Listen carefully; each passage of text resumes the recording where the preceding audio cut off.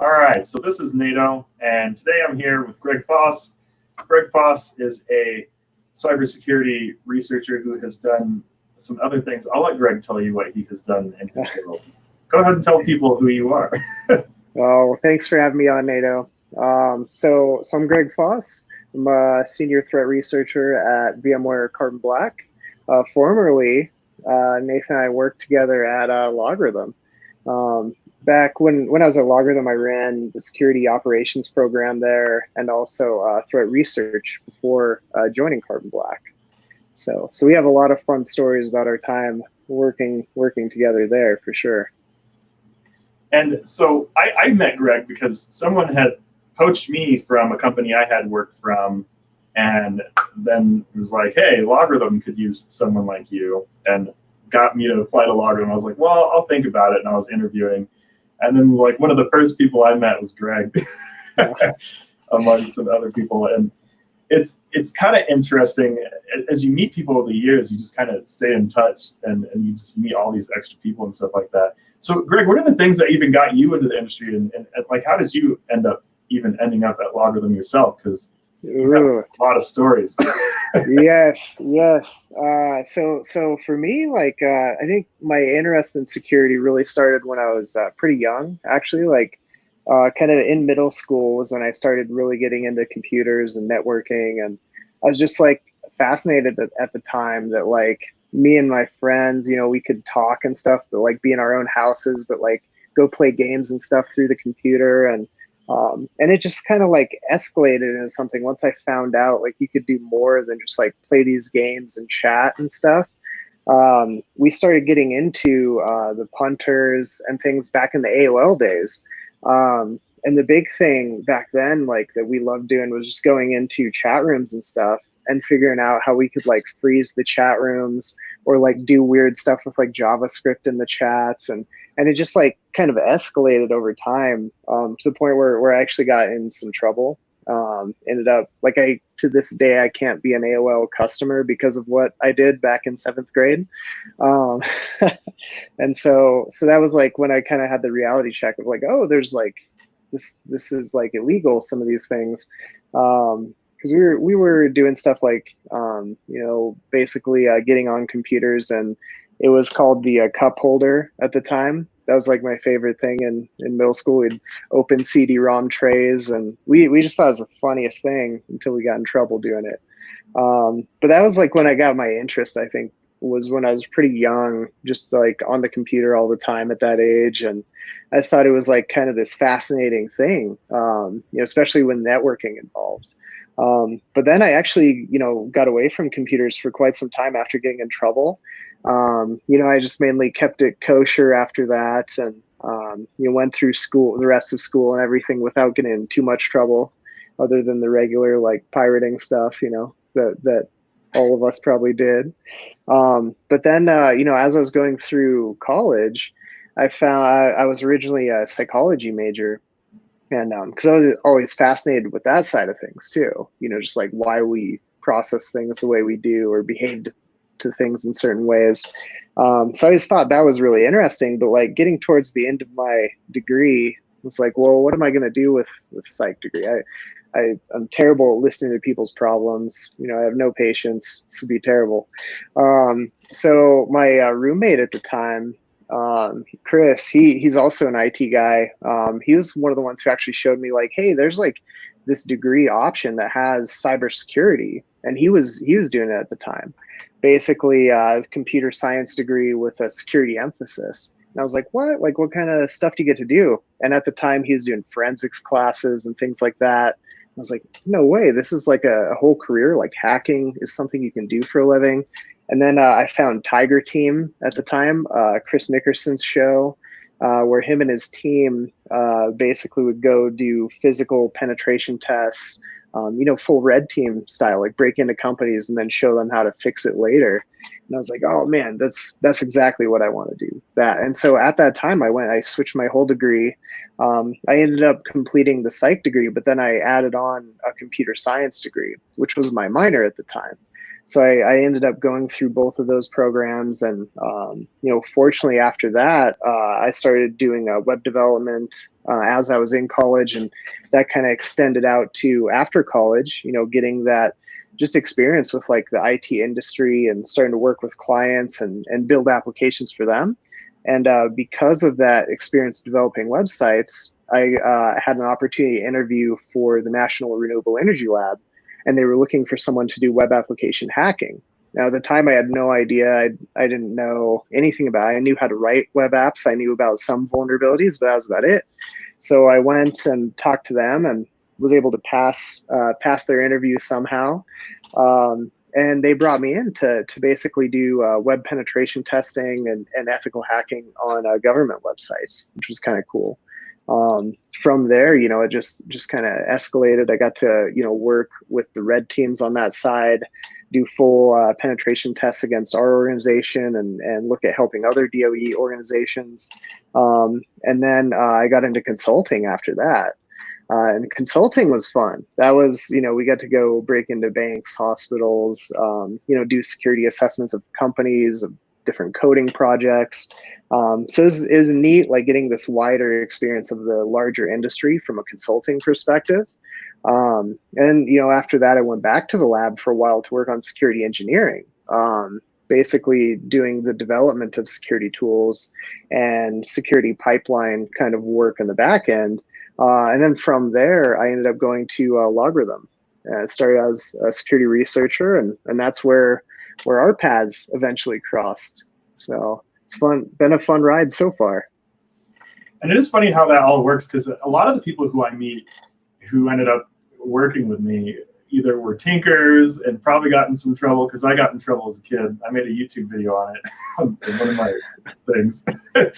And it's just one of those things. So if you were watching this and you're one of those people who, whether you're still young or maybe you're a little older and you've just always had that hunger and that curiosity, it's like, yeah, you can actually get a job doing this stuff.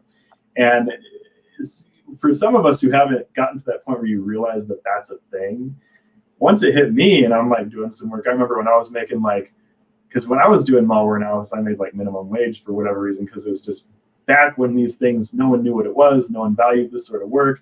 And that was like 2009 or whatever, 2008, 2000, whatever. It's in that time range. Right.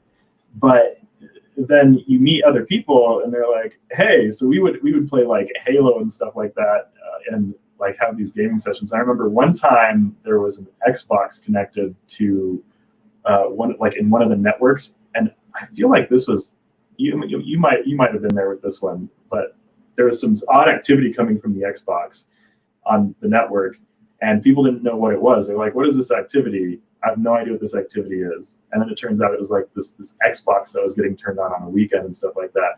And it's like, why do we even have this in the office? It's because this is just the kind of people who you end up running into are just like, let's just mess with things. This is what happens.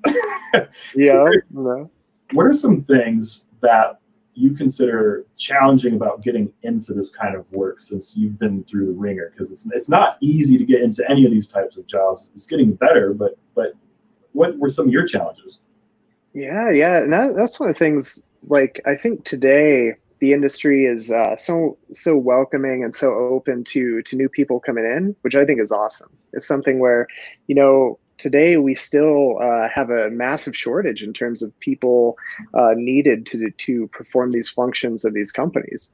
Back when I was first getting into this, it was getting into the job side, I think, was easier than getting into the actual hacker side of things, right? Like back then, it was very much gated. I would say you had to prove yourself in certain ways in order to get in with certain groups. And the benefit to getting in with these groups was they're ones that actually had 0-day attacks and stuff like that. Like, they had all the interesting stuff, whereas everything else is kind of surface level. But what I was interested in was getting to know like the real people who write exploits and do reversing and stuff, and understand more of like that kind of inner circle. That actually took me a few years to like really even find these people, get to know them, and then be able to share stuff that could prove that I, knew somewhat of what I was talking about at the time, and actually, over time become friends with these people, and now, it's a whole different ballgame. Like all these folks that were running with back in the day are now, running their own companies and stuff. It's just funny to see everyone make that transition from like tinkerers and hackers to, business professionals and leaders in the industry. It's amazing to see. I'm happy to see all these awesome companies growing out of it, because those are the type of people that are really driving things to be in a better place than they were, say, even 5 years ago, right? Like the company I'm at now, Carbon Black, back before they were around, endpoint detection response was not a thing. No one was doing this. It was still log-based analysis and a lot of like guessing kind of to figure out what happened in an attack. And Carbon Black kind of took that approach of like, hey, let's go just record all process activity and just keep it so that, if something happens, we can go back and see what happened in actual detail in terms of like parent process, child process, stuff like that. I think just over time, like all these people taking what they've learned and the issues they've dealt with and just like actually creating viable solutions around it. I don't know, it's been fascinating to see.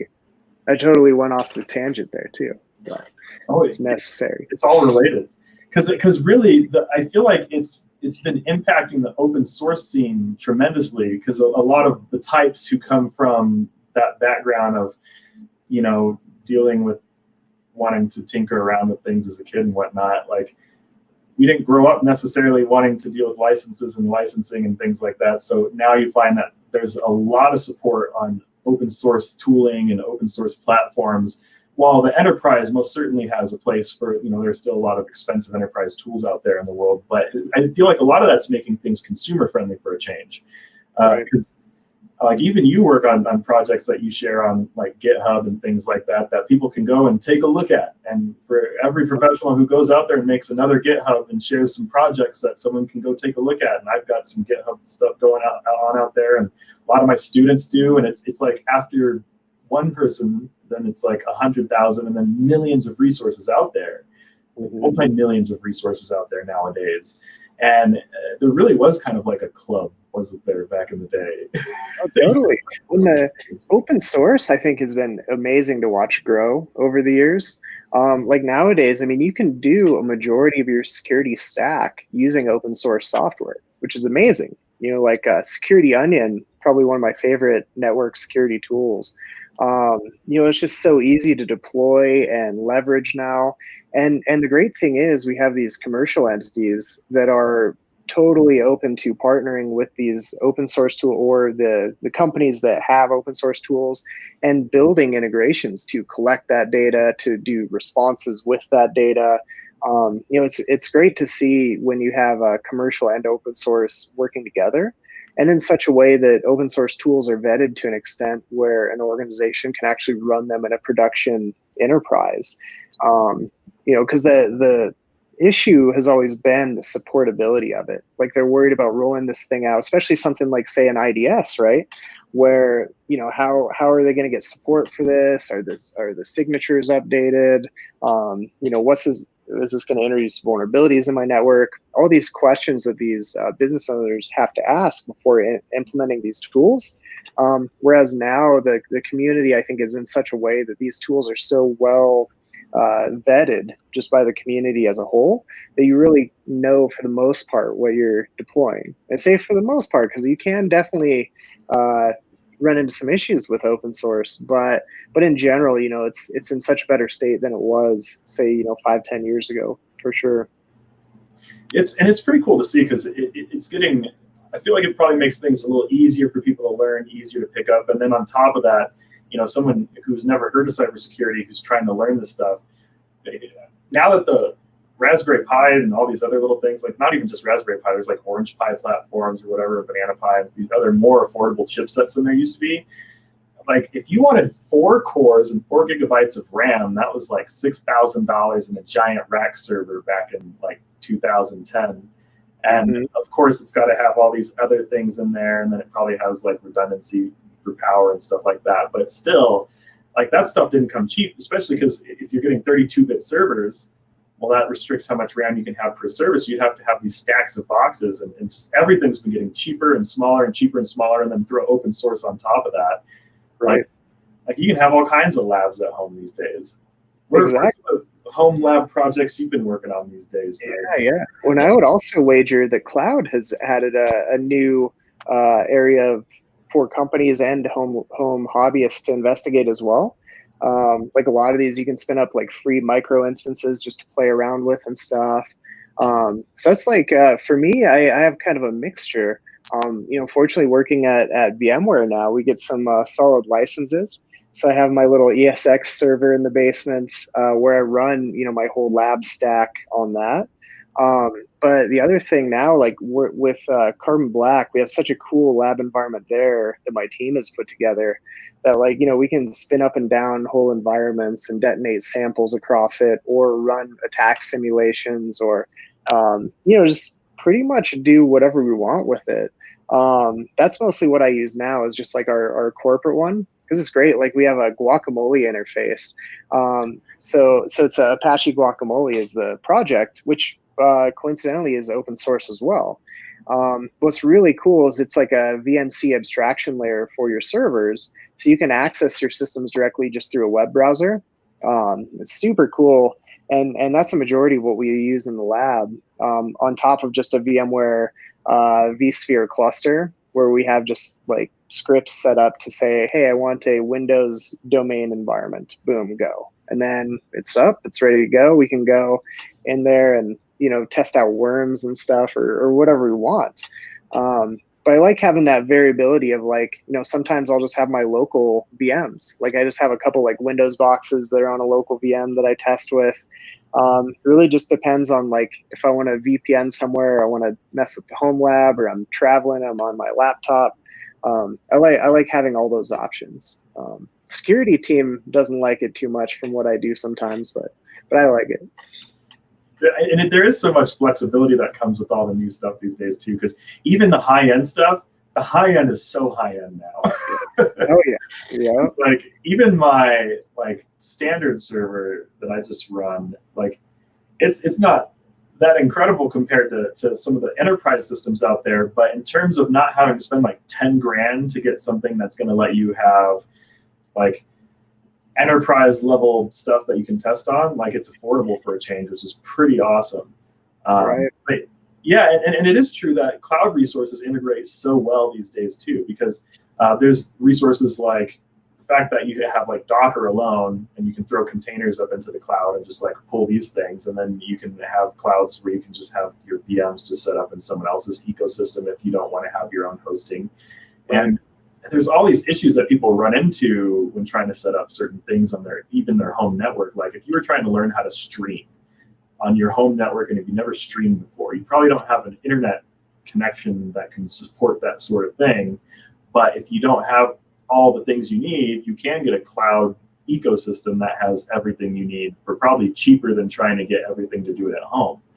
Right. So it does give people tremendous flexibility if they're really trying to get into playing around with different things. Have you been playing with much machine learning these days, Greg?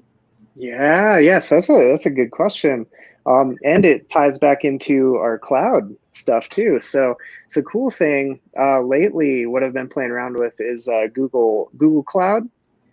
Because what I really like is they have these robust APIs that you can leverage for all sorts of different things.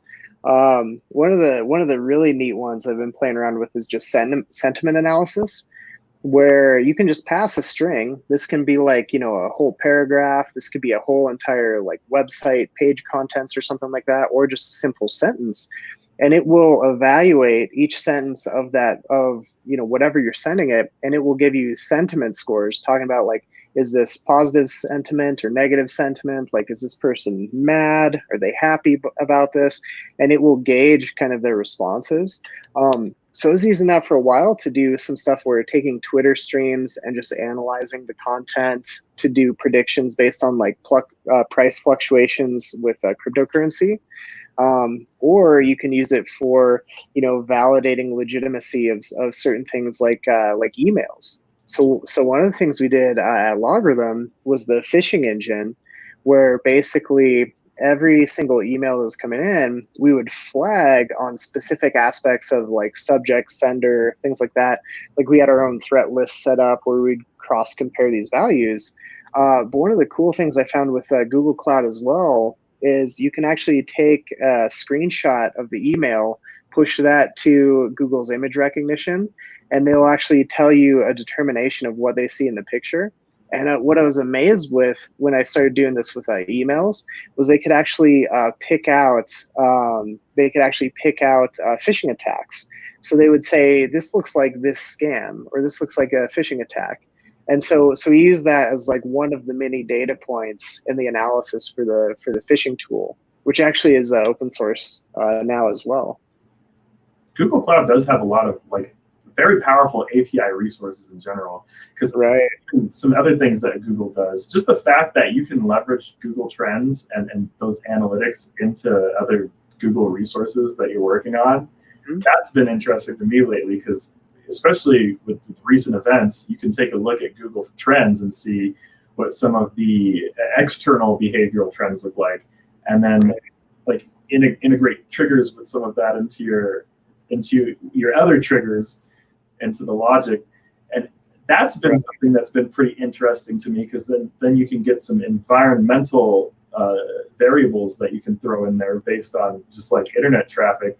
And a lot of this stuff wasn't even available just like for anyone to just access, because Google has, even their free resources are pretty convenient.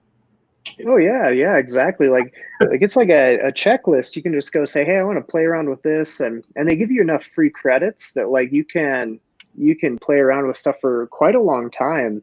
It's really until you like integrate these things in like a production style that you actually start incurring costs. There's of course ways around that, but the real cool stuff is they've created a easy way for people to start playing with some of these tools. And I like how they do it in a serverless kind of way. Like you can definitely stand up a GCP server and then you can utilize these APIs, or you can do it locally from your own system. Basically, they just expose these APIs for you, and you can call them. A lot of really, really cool options there. Like I'm definitely not on the ML side like at Carbon Black. There's a lot of smarter people than I am that are working on that side of things here. But we feed in a lot of our data in terms of like, here's attack trends we're seeing, here are new watch lists we've created for the product. And one of the things that's really neat to do with the data science folks is they can extrapolate from this data that we provide to them, especially when we give them metrics around like how often we see certain types of activities, because then that helps them streamline and more, create better efficacy across our whole product, and make it less false positive prone for our users, hopefully. Yeah, and there's a lot more pre-built pixels out there too for people trying to figure out like how data point collection works too. So that has nothing to do with Google necessarily, but I was also thinking about, is Kubernetes owned by Google? I feel like I found out that they are. So Google engineers created Kubernetes, and now that is becoming a staple of so many of these various cloud deployment services. It's cool how when a tool like that comes out and dramatically reshapes how people can do business, and automate their infrastructure deployments, and it's really neat. Like that's where everything's moving. Definitely that containerized approach to everything. And it makes sense. You want to segment this from that.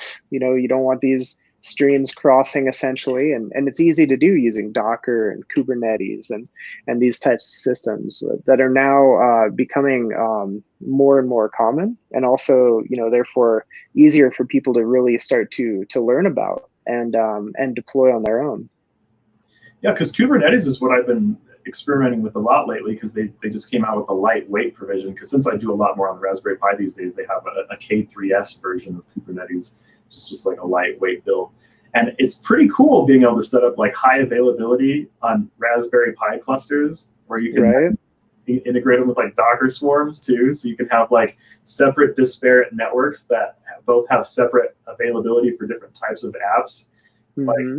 Like one of the cool things you can do with some of the clustering like in a house is pretty sweet. You might actually find this interesting. Yeah. Is because you just set up worker agents, you can set up a designated cluster for having like devices have like USB access in different parts of your house, just for whatever reason. If you just wanted to make just like a massively available USB controller that, you know, you just connect it to a device and then you can just plug anything anywhere in the house and it'll just work with the rest of that cluster series. So that's cool. That's very cool. It's like, this is these random things because I don't know, I saw Kubernetes and I was like, what is this? Can I do this with this? I was like, you could do this with this? I was like, but like most people, that's awesome. So it's like, I'll tell Greg about that because other people won't know what I'm talking about. But that's way cool. That's way cool. And that's the thing, right? Like, you know, these small computers now, the Arduinos, Raspberry Pis, stuff like that. Like I have Pi-hole running on a little Pi Zero here. Like I don't know, there's just so much possibility there, especially as these continue to get smaller and more manageable. Like that's definitely where everything is going, right? With Moore's law, more computing power on smaller chips, essentially. It's going to be exciting to see how this continues to evolve, especially the clustering on Pis and stuff like that. It definitely changes things because virtualization that revolutionized the world, and that had a series of massive changes and whatnot. And I mean, you even run a hypervisor, so you get all those benefits. It's pretty cool that you can basically have like graphics acceleration going from one device running however many cards or something that you want, and then you can have a bunch of, say, like tablets or something connect to like one hypervisor. You can connect everything to. Like, there's some cool stuff you can do with virtual machines. Right, right. What's your favorite thing about working with virtual machines? Because they do come with ability that even containers can't touch. Yeah, and that's the thing. Like, you know, virtualization, it's like the whole reason my job is as easy as it is, right? Like, if I had to actually have a physical server for every single, you know, malware detonation we were going to do or something like that, it'd be insanely expensive and time consuming. You know, it's not like, even if we could boot up off a USB and stuff like that, like I was doing, you know, 10 plus years ago, just not at the scale that we can do now. I mean, like what we're doing in terms of our detonation pipelines for my job now. I mean, we send hundreds of thousands of samples through unique virtual machines every single day. So like, there's no way we could get that kind of telemetry without virtualization. And you know, that's at every level types of virtualization. The micro virtualization, I think, is even more impactful now in terms of Docker containers, because configuration, you know, how many times have you tried to install a tool and it's like completely broken and not worked, or it's messed up other settings on your computer, or it exposes services that it could be unsecure, and then now, you know, you're opening a pathway back into your system. The cool thing is like Docker and Chroot environments and things like that really segment these layers of what you're actually doing on the local system are so key. But it also shifts the goalposts for security too. So like, you know, how do we gain visibility into those containers, into those local virtual machines? How do we know like what's happening in there can't affect the host operating system? Because of course there's been multiple instances of VM escapes that have been discovered, which, you know, it's the nature of this industry. There's not going to be this technology without attacks against it or exploits and things like that.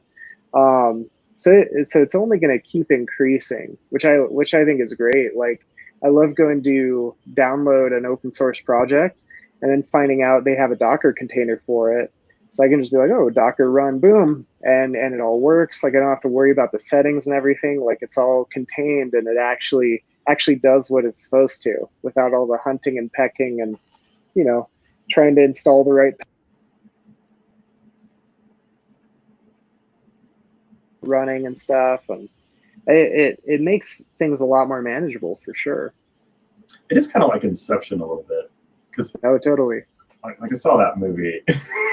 How deep do you go in the in the container? Because you can have like a system running an operating system that then has a hypervisor in the operating system that then have some VMs, everything running containers, and then you can cluster them all together, and then you can put pods in the containers, and then you can cluster those together. Like it just keeps getting a little more interesting every time. Right. Something else to stack on top.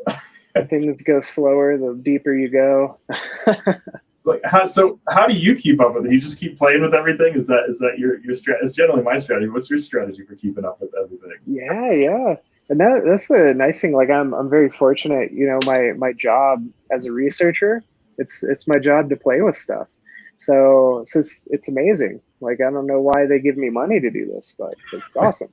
So, that's the thing. Like you have to really play around with this stuff in order to fully understand it. I think at least for me, like I can watch a video or I can listen to something, and I'll get a portion of it, right? Like I'll have a high level kind of understanding of it, but I don't ever consider that I really truly understand something until I've hands-on played around with it and like actually have a good understanding of like the boundaries of the application or the hardware or whatever it is. I really like to get my hands on it and play around with it. And fortunately, that's what my job is let's figure out like how this malware works and what telemetry we can get from it. And so like my day to day, a lot of it is like, this new command and control platform has come out. Let's go ahead and download this thing. Let's play around with the payloads. Let's see what it looks like. Let's see how it behaves. Like, can we fingerprint the C2 framework? Like, can we find a way to find these other servers that are hosted on the internet? Can we fingerprint these the payload variations that they have? Can we trigger off the behavioral aspects of it? And the cool thing is there's so many new tools coming out all the time, specifically designed to get around our own detections. Like one of my favorite things to find is like when attackers have specific indicators for carbon black in their malware, where it's like, if carbon black, don't run this thing. And like we love finding those kind of things. I feel like it shows we've made it when the malware has our names listed in it. So it's fun stuff. And for those who haven't worked in the research space before, one awesome thing about, even if you work in consulting and whatnot, is you kind of get paid to learn endlessly. And so if you like learning things, because that's one of the things that brought me to cybersecurity in general, is you get a job in cybersecurity, you're like, well, I don't know this thing. Can I go to a conference or something, or go to this thing, or go learn it? And they're like, yeah, go for it. And they send you off to learn whatever you want to learn. And then you're like, I need to learn how this hardware works. And then they'll buy it for you and give it to you, and then you play with it and set it all up, do all the things you need to do with it. Of course, you have to give the business reasons, like budget. You have to think about business. It's not, things aren't literally free. You have to budget. free 99. Yep. Oh man, that's true though. I mean that's the cool thing, and I would say security in general is very much akin to that. Like like it's an industry that if you're going to go into IT security, like it's a job where your job is to learn how these things work.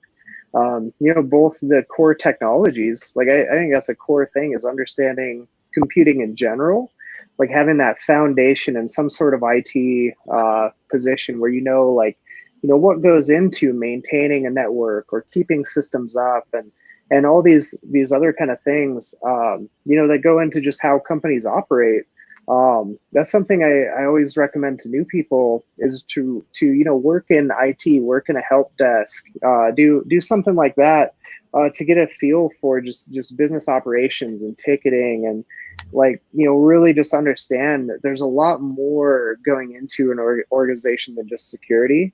If you come out of the gates and you're just telling people to turn stuff off and disable services or whatever, and it's not going to fly. You're going to make a lot of enemies very quickly. You have to really have that understanding of here's what it takes to have a business operate and to keep keep money coming in is always going to supersede whether it's secure. And also get used to not getting your way all the time, even if it's the best. The idea is correct. There's going to be fallout if we don't do this. There's risk. The thing is, there's risk with everything. There's always going to be some possibility of some attack happening, someone stealing data or whatever. You're not going to be able to stop everything. So also don't count, that as that you've lost, right? It's like you're operating within the circumstances that you can control, and that's as best as you're going to get. You focus on controlling what you can and provide your input to those things that maybe you can't, and it's up to the business to accept or reject those. But really understanding like the business first is very important, I think. And a number of huge things, because if you're a beginner, one huge thing that all beginners should think about is maybe you should think about some of the other fundamentals that you need, because you do need to learn about business continuity. You do need to learn about networking and IT. It's something that needs to make sense and be in your wheelhouse. And there's like a lot that goes into it. And then even for organizations who are trying to get into cybersecurity, like there's maturity that's involved with, starting to get into all of these things. So even if a business is just thinking, oh, we need to start thinking cybersecurity and things like that, businesses also need to start thinking about, where should we start first? Maybe we should start with securing basic IT infrastructure and things like that. Because you go into a company and they don't even know what their devices are sometimes. And I see that. Oh, yeah. That's the big thing, right? Don't forget the core competencies, right? Like so many people want to jump to the cool stuff, like, oh, we're defending against like cross-site scripting and SQL injection on this web app. And it's like, yeah, but like, don't forget the basics of understanding where your assets live. Where are your critical assets? What are you most concerned with someone, say, breaking into your company and maybe gaining access to? Also, the risk impact of general stuff that a lot of people gloss over, like denial of service, could be very significant impact for one organization and slightly less for another. That's why that business understanding really comes in very important in terms of understanding like where you're going to dedicate these resources and what types of controls you need across certain aspects of your overall infrastructure. Yeah, it's such a thing. And then, and then you have to keep up with it all. And then there's, different ways for organizations to keep up with, and there's conferences and things. Speaking of conferences, Black Hat's one of those conferences that was pretty big. Yeah. The industry probably end up going to Black Hat and DEF CON and some of these others. You've been to a number. Have you ever gone to CAX too, or mostly Black Hat, DEF CON? What were the big ones you've mostly gone to? Conferences? Yeah. So Black Hat and DEF CON are two that I try and go to every year. We'll see. This might be the first year in probably the last like 10 years or so that I won't be going to those just because of the current situation. But yeah, it's weird. Like the last big conference I was at was RSA, and that was actually the first time I'd ever been to RSA. It's amazing how big that conference is. Like I thought Black Hat was big. No, our RSA is 5 times. Like it's insane how big that is. But yeah, it was like right on the cusp of the lockdowns and everything. So it was like still a sketchy time for us to go. I don't think I caught it out there. We'll see. Knock on wood. But essentially, ones that I would say for people getting into this industry, like I guess the nice thing nowadays that wasn't around when you and I were really starting out, right, is there weren't so many conferences. Like DEF CON used to be a pretty small group. Say 20, 25 years ago, it was a rather small, smaller group than it is now, where it's like 50,000 people descending upon Vegas. But B-Sides is one that I think is great because there's so many B-Sides conferences across the world. You undoubtedly live somewhere where you're close to one of these events. They're always very high quality, like the talks and everything are very much on the practitioner level, which is what I really like. I like going to talks where I can watch, someone take apart something or really dive into something deep, and I can walk away with it with something actionable, something I can actually take back to the office and use, which comes back to that open source aspect of this. Like having that ability to just, be able to go and take something and use it without having to buy anything or spend any kind of money or deal with licenses or get a sales demo and stuff like that. Those are the things I always really like taking away from these conferences. And B-Sides is one that I've always really enjoyed. Like here in Colorado, we have B-Sides Denver, and then B-Sides Boulder. It would have been the first year here. It's just delayed, but that's another one to definitely check out once they're able to have that conference. But they have these all over the world, so definitely that would be up there on my list. But yeah, of course the business ones and stuff like that, but I really like the community-driven ones. And you have a story behind the hat too. Oh yeah, so this hat, this came from, see, I got my quarantine little buzz cut going here, hence the hat. But fun story about this one, so you can see this is Logarithm hat. So this was from a couple Black Hats ago when Nate and I were still both at Logarithm, and so this was a year Logarithm was unveiling a new version of the network forensics toolkit called Netmon, and at the time we wanted to make a capture the flag to really highlight this new software release and get people playing around with it. So we worked with our friend Q. Who he'll probably be on here at some point with his epic beard, and we put together the threat research team at the time put together this capture the flag that was centered around packet capture analysis.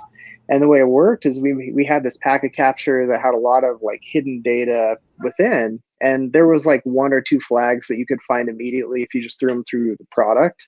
So we had like our little plugs there and stuff.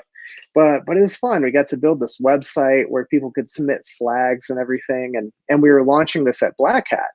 And so along with that, we were meeting with the marketing team and we were talking with them about like swag and stuff because we wanted to have a drone for the prize if someone won to capture the flag.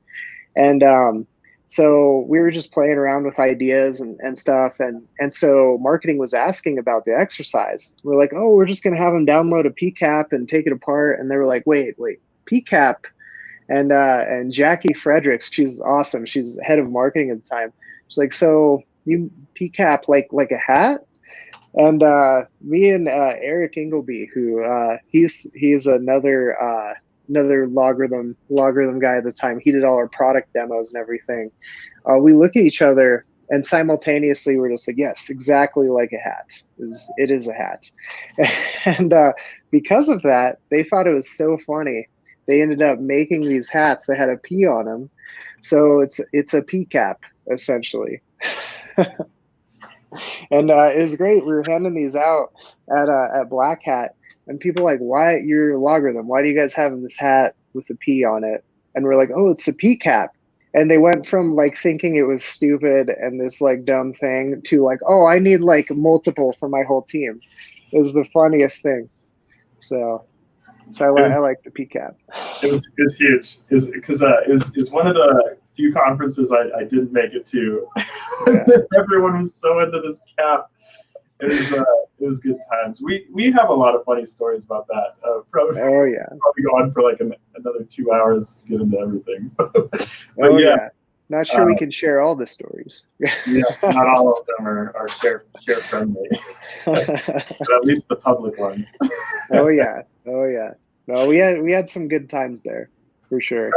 It's kind of funny how like a security thing, it's like confidentiality matters in general, and then security, it definitely matters. But then it's like if it's already out in public, it's already gotten like spread everywhere very quickly. Yeah, the whole community knows about anything that gets out like immediately. Like it's like right ripples. So along those same lines, another thing that happened with this same capture the flag that I don't think is public, but it's a funny story. So we ran this at Black Hat. It went well. We gave away some prizes. A couple people.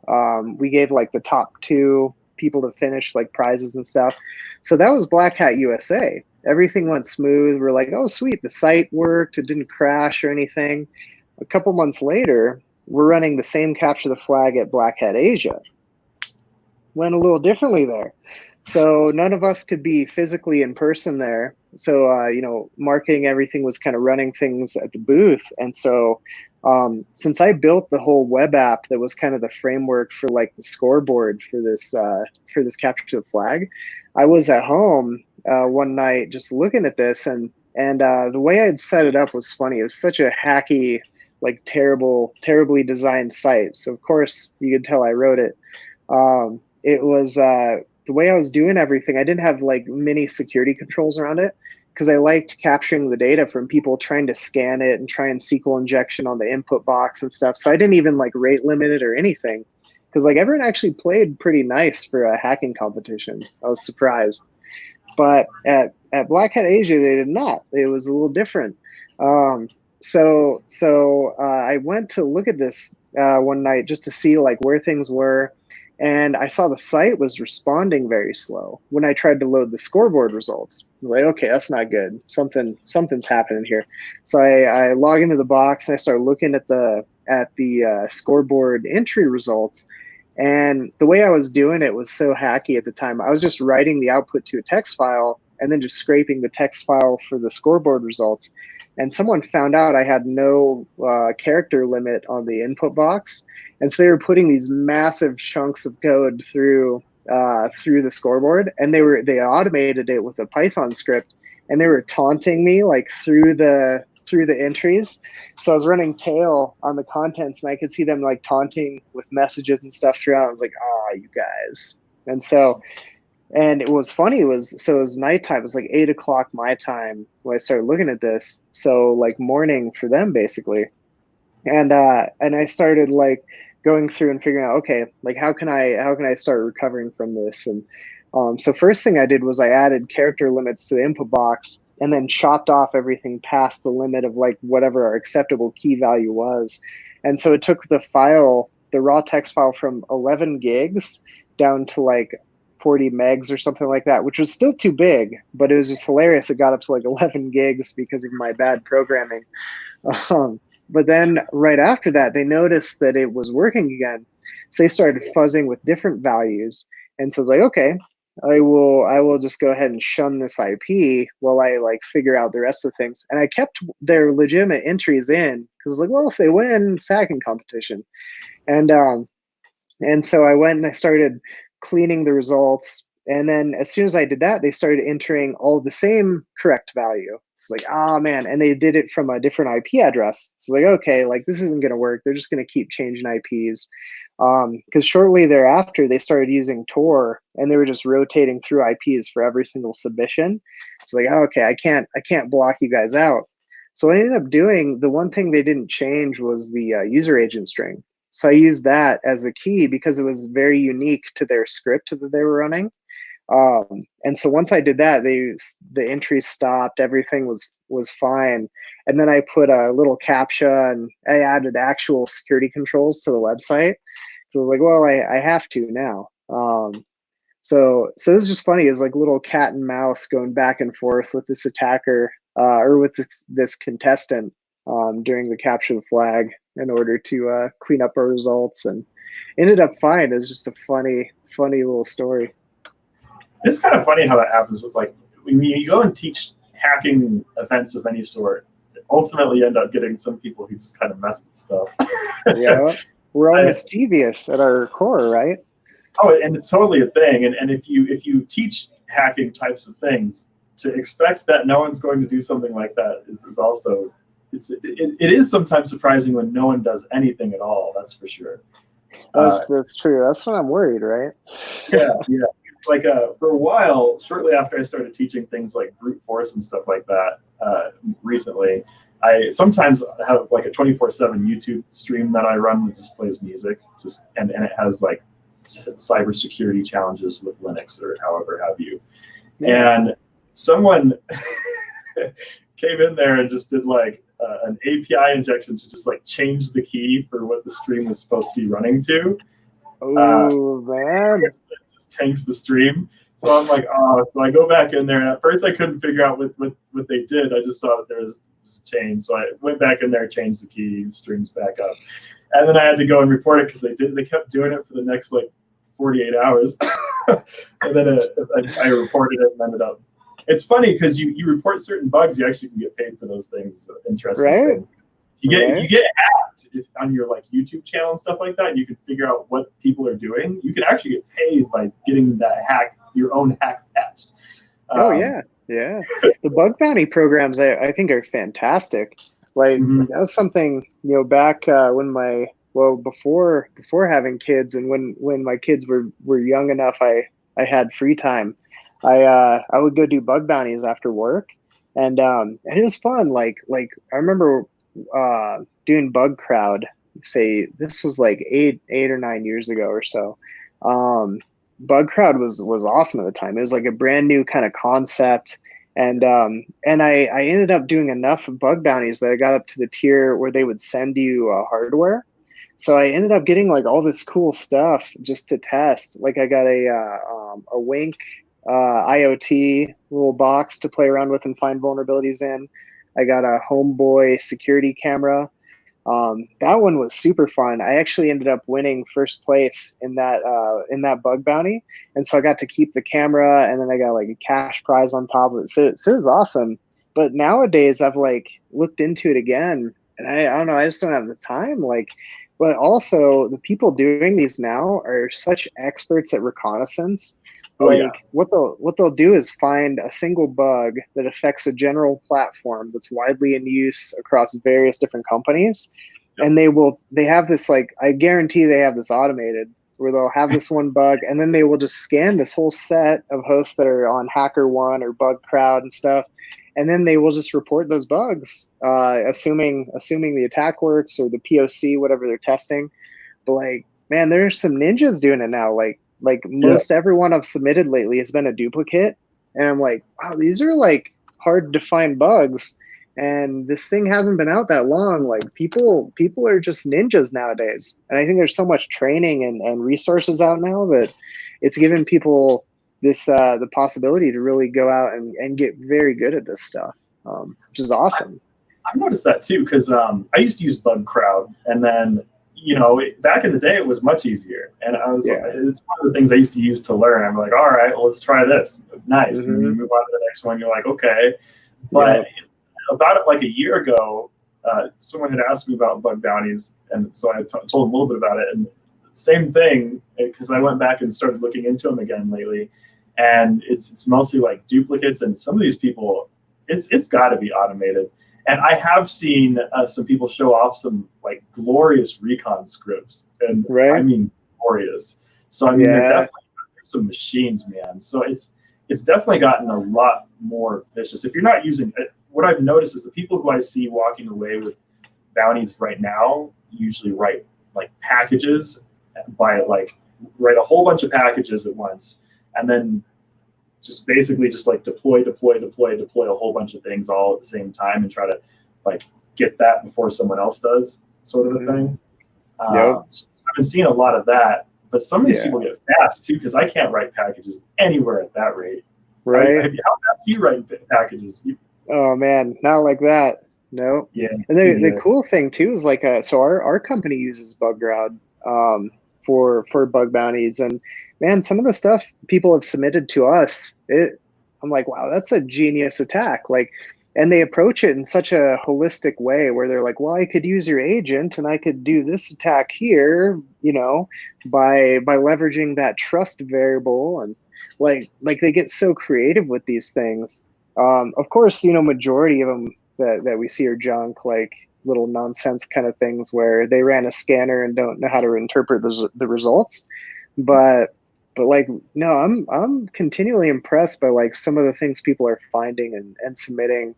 And the great thing is, having these programs, it makes us better as a company, because we would happily pay people a few grand, for some great findings, if it's something that's going to protect us better, our customers better, make us write better software. It's good all around, I think. And people who are good at bug hunting, man, they can make a killing. Do you ever listen to Darknet Diaries, that podcast? I've heard a number of them. I haven't heard all of them, but I've heard a number of them. Oh, it's such a good podcast, I think, because I love hearing the stories about people who've been like caught and stuff, and because it gives you this different perspective than I think a lot of people in the industry will give you. And the reason I bring it up is there's this one episode with this guy. I think he goes by Doggy G, and he got in some trouble for illegal hacking stuff when he was younger, and then after doing his prison time and everything, he got into bug bounties because he couldn't find a company that would hire him because of his criminal record. But Mm-hmm. he was so skilled and so talented that, or he is so skilled and so talented at this, that he actually is one of or I think it was on HackerOne, he's one of the few people who's passed $1 million in terms of bounty payouts. And that was like in 1 year, I think he hit that number. Like, dude's just crushing it, and it's all legitimate, and he's doing this on his own time and his own, however he sees fit. Like it's awesome. Like he'd be a great resource, I think, to bring into the company, but I don't know if they could pay him what he's making now. So Yeah, and that's one of the hard ones, because now that I've been getting into a little more contract work, the contractor market is vicious. But it does sharpen you too, though, because some of these other people out there are like mind blowing. whatever I ever thought I was capable of, I no longer think I'm capable of much after like competing against some of these cats out there. And it's like, and I've got like corporate experience and like a decade under my belt and stuff like that. And some of these people are just vicious. Like some of the stuff they come up with and crank out, I just want to get in some of these people's heads. And that podcast does a really good job of getting those interviews and getting that perspective, because you're right, because you don't usually hear that side of the story, because in a way it's kind of a thing that people seem scared to talk about, because people get scared of the whole hacker persona. Right. Like, oh, you've probably run into this before, where you like talk to some people and like, don't connect to my Wi-Fi. Yeah. Well, some topics seemingly can be like, it seems like a mundane kind of thing. Like one of them from that same podcast was the Xbox Underground episodes. I think it's like 2 parts because it gets so crazy. But that was one I was like, well, Xbox, like it can't be that interesting. And then I started listening to it. I was like, oh man, this is like fascinating. And it just kept getting deeper and deeper and deeper. So a lot of it is like, you don't even really know until you start peeling back the layers, like how cool some of this stuff can be, or how engaging it might be. It is pretty fascinating. And it's like, because there's a lot of mysteries on the internet, including like, even if you have an idea of what some of it is, then there's the whole concept of the deep web and the whole concept of the dark web. And at the end of the day, it's like, I mean, on one end, we could say that the deep web is really just the hardware level of the internet all clustered together in its full operation. But on another end, it's a lot more sophisticated and more complicated than that. And then, of course, then we break out into like dark web, which is like islands of like connections that are disparate, not necessarily tracked, and things like that. And so and then you have on the surface, there are all these little things that are connected to things you never knew were connected to. Right. Like deep web mostly, like it's funny, people always mix these terms together, right? And like so deep web, what I always tell people is like most of the internet is actually deep web. It's just what's protected by authentication, what's on intranets, it's all these things that's not publicly searchable, essentially. That's majority of the content is going to be deep web content, and then dark webs where you get into the onion router and the fun stuff, like or not so fun stuff. That's where it gets into that range where you can end up in some weird places pretty quick.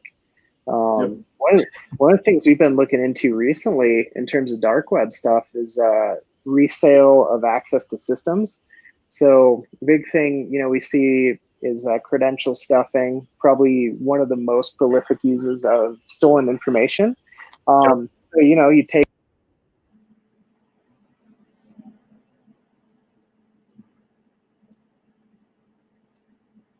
everything, but they do that with access into certain other accounts. Just try this password across every other account this person has, and then they go, maybe resell those accounts. They'll put them on Pastebin or something, or they'll throw them on shadow what is it, Shadowbin or something, whatever the deep web or dark web equivalent of Pastebin is. Let's forget. I think everyone, well, not everyone, most people, if you work in cybersecurity, you should know what Pastebin is. Oh yeah, I hope so. Yeah, like that's a big thing is these markets now where you can buy direct access into someone's system for relatively cheap. Like we priced a bunch of these out on marketplaces we found, and on average they're going for about $6 a pop. And so that was usually either credentials or direct access through a remote access Trojan that's installed, or the system is just SSH or RDP open to the internet. But basically, like you can go find these sites where all this information is posted, oftentimes in conjunction with stolen personal information, like social security numbers and stuff like that as well. Yeah, they are going to look for any avenue possible to make money. Like ransomware is something now where we're seeing alternative kind of motives. So if you don't, like the ransomware is not successful, it could have dropped another payload over here that's maybe an info stealer or something like that. I think there was an article that just came out recently where they're actually talking about basically this, I think it was Maze ransomware, where they were reselling the data that was stolen. It was like source code and stuff like that. So, they're looking at just making money at the end of the day. And if they have to have these alternate revenue streams, to do it, then they'll definitely continue to employ those tactics. Oh yeah, and especially companies that get farmed from when basically someone sets up something like a pixel or something in a part of a network that really should not be set up on. Like, sure, we worry about things like ransomware and stuff like that, but there are these things that we don't think about where it's sending information off somewhere and you don't even know that you have a virus or something running on your system. And then maybe you run something like Malwarebytes and it gets rid of it, but then it leaves dormant files, and then the dormant files execute like X amount of months later or whatever schedule they're set on. And so even if you thought you got rid of a virus or you thought you got rid of something, half the time you didn't. So it's malware is rather vicious, and then so the new ones are getting worse and worse and worse. Is it getting a little like harder to get like rid of dormant files and other things that they drop into an environment once ransomware hits it these days, or is it? I imagine it's probably worse. Yeah. Like the big thing is these, like what you're saying, where it has these dormant components of it or alternate components. Like we were looking at a crypto miner recently that the crypto miner component was how it started out, but then over time it became more modular. They started adding additional capabilities to it. So on top of just mining Monero, it was also an info stealer at its core. And it would do all sorts of things like make registry modifications. It created startup tasks. It created startup items. It basically established its persistence in about 5 different ways, and which was funny for it being just a crypto miner. And I think part of the reason for that is that the crypto miner is going to be treated much differently than, say, a ransomware would. Even if you remove the binary, the core crypto miner binary that's classified as a potentially unwanted program, they're probably not going to look and see what else happened in regards to this file. Now, if they're running, some sort of like EDR where they can actually see this process spawned off and did this, it created these startup items, stuff like that. Then, they at least know what else happened with this piece of malware and can go do that cleanup. But if people aren't watching, if they don't know this happened, like if it hits a personal system where you don't have a security team that's watching what's happening on these hosts, that's something that could go definitely unnoticed and could be a much larger risk than that crypto miner that your antivirus flagged and removed. You definitely can still end up with those remnants on the host that can expose you to much more significant risk. With a lot of people going home recently too, just a lot of people have been getting hit with things like that, where they have been working in an office and then they rushed to quickly get home, and then now they have business systems accessing systems that are unvetted, untested, and all kinds of things are just going all over the internet, all over everything. Yeah. Like especially right now, right? People forced to work from home. Maybe they don't have like a corporate computer that they can bring home. So now they're accessing corporate assets with a personal device. I mean, that opens up so much risk for the company. And then, if you want to look at locking that down, you have to get into the business risk too. Do we deploy agents to this person's computer? If we do, we could have visibility into private stuff. They aren't under that same perceived notion that everything they do on this work asset can be seen by everyone they work with. I always think that's a good view to take on any asset that you're using from a company. Assume that everyone you work with can see what you're doing on that computer, and you'll be fine. Yeah, totally. But yeah. And you make a good point about like business risks too, because if you also stifle the business process too much to where people aren't getting enough productivity in, then that also can cause more layoffs and things like that, which also wreaks havoc on a business as if your bottom line gets hit too hard. So I mean, it's a tricky thing because it's not just a matter of securing malware and pathways and threats. It's not just a matter of like staffing, productivity, and access, making sure people can get to their things. And it's also introducing all sorts of privacy variables. And then especially countries where they have to deal with like GDPR and stuff like that, that's a thing. But some of that's not within reason. So I think people have been getting away with that lately. Yeah. Well, now in California, right? California, we have our own GDPR for a single state. So it's like the complexities are astounding, and it gets more and more complex very quickly, quicker than I think people realize. Because even just starting your own kind of small company can very quickly snowball depending on the choices you make. Like if you hire someone in, say, California or in the UK or something like that, now you have those different variables to contend with. And everything's moving that way anyway. So we have to get comfortable with it, as uncomforting as it is. I think it's important for everyone to have some level of understanding about like business and business process, even if they just like go and start an LLC just to get a better understanding of what's going to happen to them if they do it. Is it going to be the end of the world? Is it going to be hard? It's like, it's really not that bad. If you just go do it, you'll find it's not too bad, but you'll learn something from it. Right. People should start to pick up a little more about what happens with the business process with things in general, no matter what industry you work in, because everything we have to do with the business process. It's one of the things that made it easier for me to segue into starting a business, because then there are certain things where, well, what if you structure a contract in a way that makes you not be able to get your business back?